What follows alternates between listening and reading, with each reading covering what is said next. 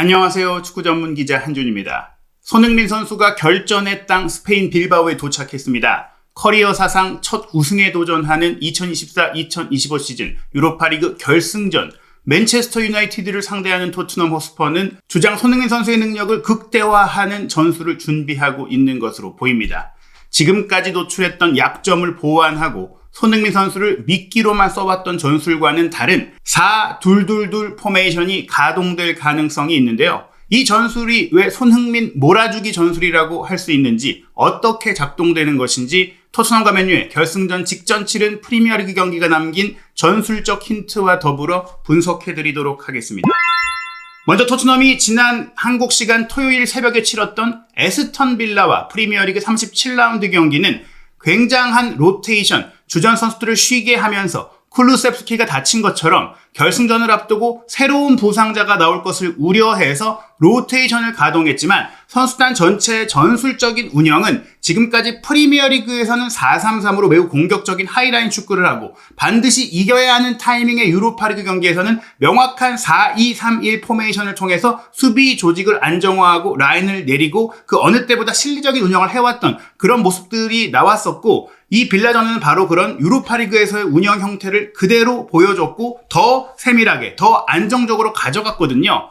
그리고 이 경기의 실제 경기 운영 포메이션이 바로 4-2-2-2였다고 볼 수 있습니다. 원톱에 마티스텔, 왼쪽에 손흥민, 오른쪽에 마이키 무어, 공격형 미드필드로 윌슨, 오도베르를 배치했었는데 실제 평균 포메이션을 보시면은 마티스텔과 오도베르가 투톱에 가깝게 움직이면서 또 왼쪽에 손흥민, 오른쪽에 마이키 무어도 이 투톱과 함께 올라가서 마치 포톱인 것처럼 실질적으로 저희가 말씀드리는 4-2-2-2 포메이션이 나왔다. 포백 중에 좌우 풀백이 많이 올라가서 윙플레이도 하고 인버티드 풀백으로 움직여왔던 기존의 포스테코글루 감독 전술과는 달리 보시다시피 이 포백이 그대로 맨 밑으로 내려가서 정말로 포백을 형성하고 있고, 그 앞에 29번 사르, 14번 그레이가 정확히 2명의 수비형 미드필더 투볼란치로 6명이 배후를 단단히 지키고 4명으로 공격을 하는 형태를 구성한 것이죠. 그 4명도 윙과 투톱이 아닌 4-2-2-2, 2명이 안쪽으로 들어오기도 하고 벌리기도 하고 유연하게 스위칭하는 형태의 움직임을 가져간 겁니다. 그 이유는 마티스텔도 원톱과 왼쪽 윙어가 가능하고 손흥민 선수도 원톱, 왼쪽 윙어, 세컨드 톱이 가능하고 오도베르도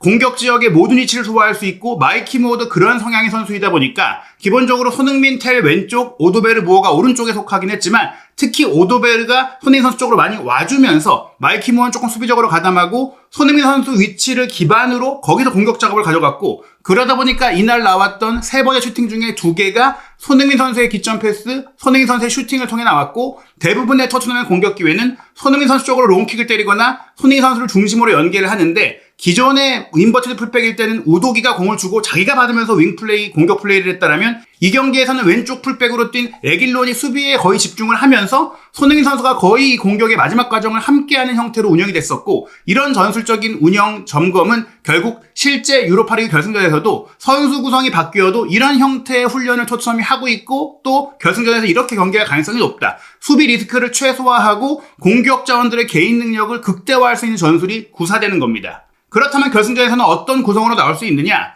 지금 현지 언론에서는 브레넌 존슨이 오른쪽 윙으로 선발 출전을 하고 히샬리송이 벤치로 내려가고 솔란키, 손흥민, 오도베르, 존슨 이렇게 평소 토트넘의 전술을 보자면은 4-2-3-1로 봤을 때 오도베르를 이번 에스턴 빌라전처럼 공미로 놓을 거라고 생각을 하지만, 저는 이 오도베르 선수가 그 앞서 있어서 크리스탈 팰리스와의 경기 때도 그렇지만 공미 자리에서는 막상 미드필더로서의 역할을 많이 못해주다 보니까 이 선수가 고정적인 공미로 뛸 경우에는 경기 운영이라든지 공격 다양성에 큰 문제를 야기한다. 오히려 손흥민 선수가 사이드로 가지 말고 가운데로 들어올 때 본인의 전술적인 영향력이 커질 수 있기 때문에, 또 오도베르 선수가 오른쪽에 있긴 하지만 포로 선수가 그 오른쪽에 함께 공격을 가담할 수 있기 때문에 오도베르가 안쪽으로 들어오는 것도 존슨이 뛴다면은 존슨이 사이드로 벌리고 포로가 안으로 들어올 수 있는 패턴이 가능하긴 한데, 이때 존슨 같은 경우에 사실은 본인이 마무리할 때의 능력, 위치 선정을 통한 득점력 말고는 돌파라든지 그 외에 빌드업이라든지 이런 과정에 있어서 영향력이 너무 떨어지기 때문에 사실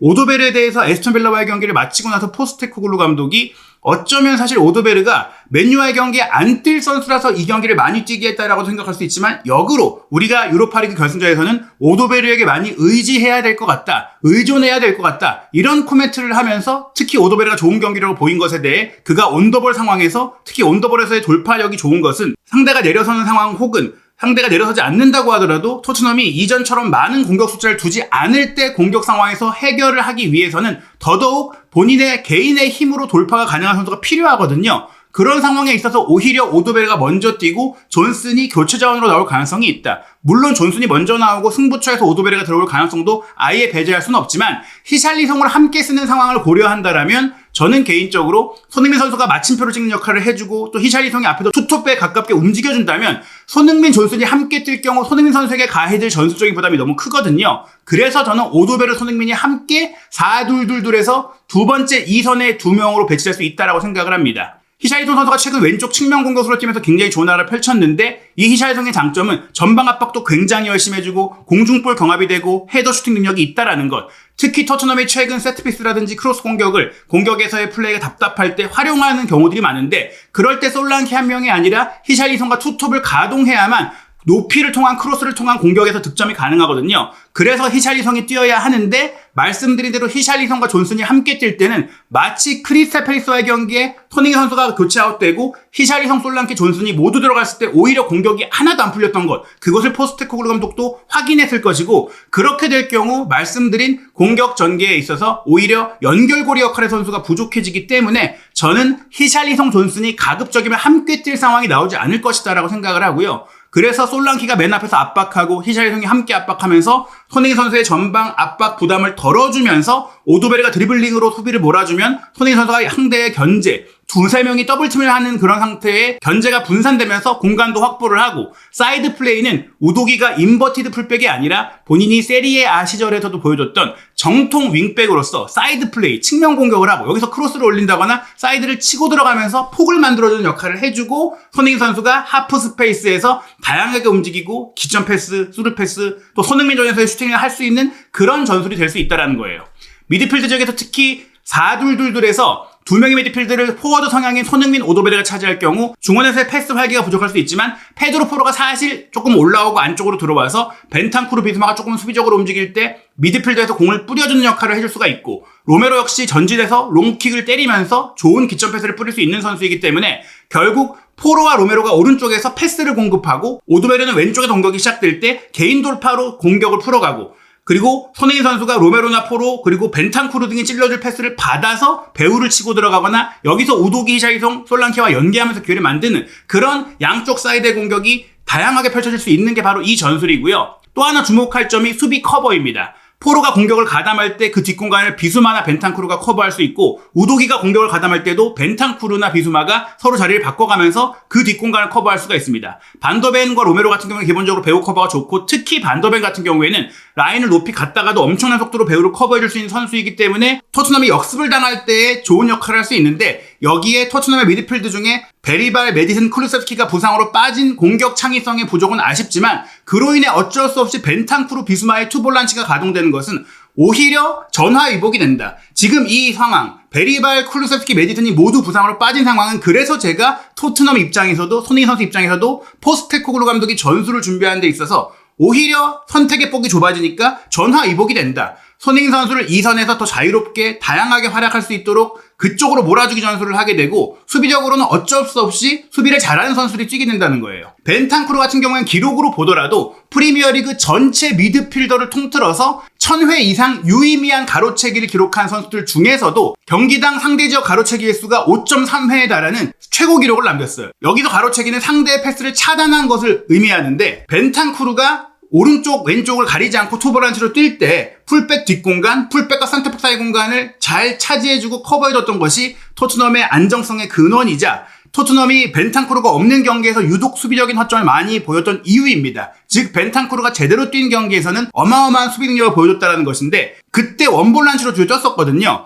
그러나 지난 브렌트포드와 2월 2일 2대0 승리 경기 때는 비수마, 벤탄쿠르가 투볼란치에 가깝게 가동이 됐었고 이때 손흥민, 히샬리송, 쿠루세스키, 마이키 무어가 4-2-2 형태의 공격, 히샬리송과 쿠루세스키가 사실상 투톱에 가깝게 뛰었는데 오히려 손흥민 선수가 제일 높은 곳에 가 있었잖아요. 즉 히샬리송이 수비적으로 움직여주고 쿠루세스키가 2선 공격 빌드업에 관여하면서 손흥민 선수가 최전방에 마침표 역할을 하는 형태로 경기를 운영했었는데 이 전술이 이번 맨유와의 유로파리그 결승전에서도 비슷하게 가동될 수 있는 거고요. 비수마 같은 경우도 토트넘 선수들 중에서 프리미어리그 전체 선수들을 통틀어서 기록을 본다고 하더라도 태클 승리 확률, 수비 상황에서의 태클 승률이 가장 높은 선수였어요. 토트넘에서는 절대적 1위이고 프리미어리그 내에서도 이 기록에 있어서는 상위권에 들고 있습니다. 비수마가 올 시즌 들어 주전 경기에서 밀리면서 어려운 모습을 보이다가 요즘 다시 주전으로 뛰고 있는 것은 물론 토트넘이 많은 부상자가 중원에 발생했기 때문이기도 하지만 그때 나와서 경기력 자체가 좋았고 어쩌면 그런 강행군 일정을 덜 치르면서 체력적으로도 세이브가 돼 있고 또 본인이 지금 수비적인 능력을 더 극대화시키면서 또한 원볼란치로 뛸 때는 분명히 수비적인 역량에 아쉬움이 있었던 비수마가 벤탄쿠르와 함께 투볼란치로 뛴다면 그 수비적인 역할을 분담해가면서 조율해가면서 뛸 수 있기 때문에 더더욱 이번 경기 벤탄쿠르 비수마의 투볼란치 체제가 효과적일 수 있다. 비수마 벤탄쿠르가 딱히 오른쪽 왼쪽으로 꼭 나눠서 뛴다기보다는 상황에 맞춰서 번갈아 왔다 갔다 하면서 뛸 가능성이 크고 최전방 공격수 4명도 히샬리송, 손흥민, 오도베르, 솔랑키도 서로 스위칭이 유기적으로 될 것이고 솔랑키가 또 굉장히 압박도 많이 하지만 내려와서 연계하고 받아주는 역할 그리고 헤더 경합도 함께 해주잖아요. 그러면서 생길 전방 공간을 손흥민, 히샬리송 그리고 오도베르가 습격하는 형태의 경기가 된다면 특히나 손흥민 선수가 파이널 서드 지역에서 슈팅 및 어시스트의 기회를 꽤 많이 얻게 되는 형태로 경기가 전개될 거라고 볼 수 있습니다. 그렇다면 맨유는 어떻게 경기할까요? 맨유 역시 토트넘과 같은 한국 시간 토요일 새벽에 첼시를 상대로 프리미어리그 37라운드 경기를 치렀는데 맨유 같은 경우에는 아예 토트넘과의 경기를 대비한 실전 모의고사처럼 경기를 치렀어요. 주전 선수들을 그대로 내보냈습니다. 물론 맨유도 부상자가 꽤 있는 상황이긴 하지만 호일룬 원톱에 2선의 마운트와 아마드, 좌우 윙백으로 도르구와 마즈라이를 두고 투볼란치로 브루노와 카세미루, 3백으로 쇼, 맥과이어, 린델로프를 배치했는데 오른쪽 윙백 마즈라이는 분명 손흥민 선수가 배치될 왼쪽 공격을 방어하기 위해 안정적인 선택을 한 것이고 또 2선 공격의 아마드와 마운트는 최근 폼이 가장 좋은 선수 중에 한 명이고 아마드는 올 시즌 특히 아모린 감독 부임 후 최고의 경기력을 보이는 선수이죠. 그리고 카세미루는 최근 다시금 본인의 존재감을 높이면서 큰 경기에서의 경험치를 가질 수 있는 베테랑 선수라는 점에 있어서 또 맥과이어는 세트피스 상황뿐 아니라 다양한 전술적인 상황에서 본인이 보여주고 있는 수비력, 공격력, 득점력을 다 보여주면서 현재 맨유 3백에서 가장 뛰어난 선수로 활약을 하고 있습니다. 저는 맨유는 거의 이대로 토트넘과의 경기에 나올 거라고 생각을 하는데요. 이걸 기반으로 예상 명단을 보면은 토트넘은 솔랑키, 히샬리송, 손흥민, 오도베르를 공격에 두고 우도기, 반더벤, 로메로, 포로, 포백에 벤탄쿠르, 비스마, 투볼란치. 다만 제 예상은 오도베르지만 존슨이 먼저 나올 가능성도 있어요. 경기를 120분 연장까지 생각할 수 있고 또 어쩌면은 지키다가 역습하다가 상대가 조금 지친 순간에 오도베르를 추가 투입하는 형태를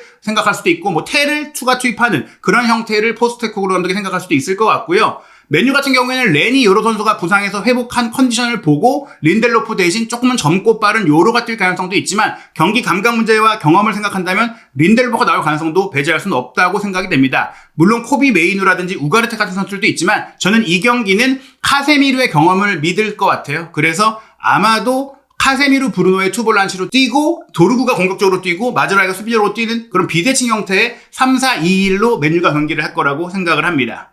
지금 많은 전문가들, 영국 현지 언론 모두가 맨유의 근소 5위를 예상하고 있죠. 심지어 올 시즌에는 토트넘이 맨유와의 리그 2차례 경기도 모두 이기고 카라바오컵 맞대결도 이기면서 3전 전승을 기록하고 있음에도 옵타의 슈퍼컴퓨터가 맨유의 승리 확률, 우승 확률을 50.7%로 봤고 심지어 토트넘 선배이자 대한민국 대표팀 선배인 이영표 해설위원조차도 머리로는 사실 이 경기는 맨유가 큰 경기에 강해왔던 면모가 있기 때문에 우승할 것 같다. 하지만 손흥민 선수의 우승을 봤으면 좋겠다. 이렇게 얘기를 했거든요. 저도 같은 생각인데요. 심지어 영국 런던 지역 신문인 더 스탠다드까지도 맨유가 2대1로 이길 것이다. 맨유가 올 시즌 똑같이 토트넘처럼 프리미어리그에서 부진하지만 아스널, 리버풀, 맨시티 같은 큰 팀과의 경기에서 결과를 내왔던 팀이고 결승전에서 또 좋은 경험을 많이 해왔던 팀이고 최근 2년 연속 우승한 팀이다. 카라바오컵, FA컵 우승을 하면서 우승에 대한 경험이 있는 팀이잖아요.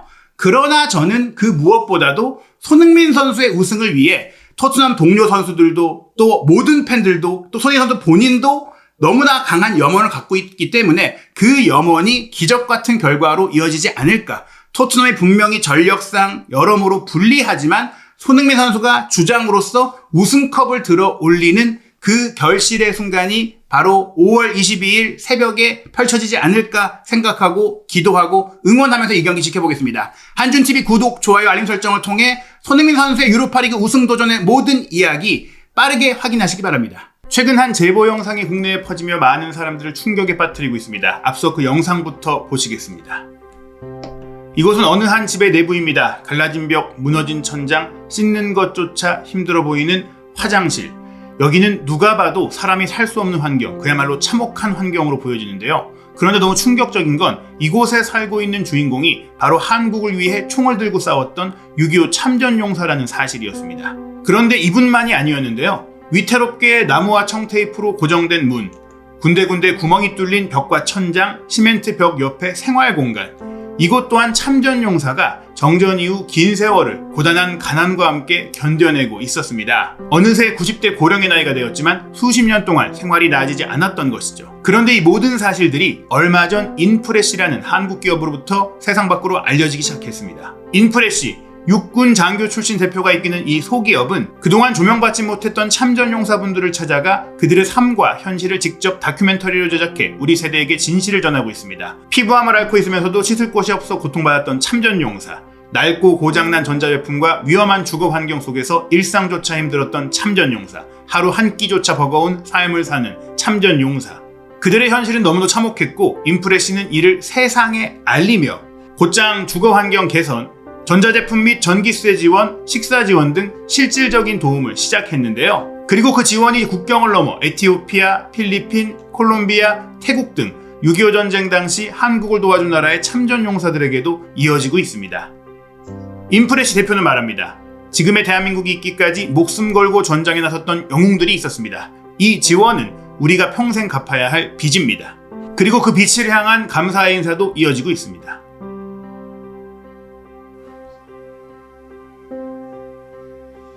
최근 인프레시는 역사적 상징을 담은 제품을 세상에 내놓았습니다. 플라워 오브 피스 티셔츠. 이 티셔츠는 6.25 전쟁 당시 한국을 도운 참전국의 상징적인 꽃이 담겨 있으며 모든 국가명을 새겨넣어 감사의 메시지를 전하고 있습니다. 또한 판매 수익금의 일부는 6.25 참전용사분들께 직접 후원되며 놀랍게도 구매자 한 사람 한 사람의 이름으로 전달되고 있습니다. 조원서, 박성효, 정인지, 노지연, 평범한 대한민국 국민들이 티셔츠를 통해 이 위대한 여정에 함께하고 있습니다. 저 역시 한 사람의 한국인으로서 이 아름다운 움직임에 동참했습니다. 여러분의 따뜻한 관심과 참여를 부탁드립니다. 플라워 오브 피스 티셔츠의 구매처는 고정 댓글에 남겨두겠습니다. 이 땅을 지켜주신 모든 위대한 영웅들께 진심으로 감사합니다.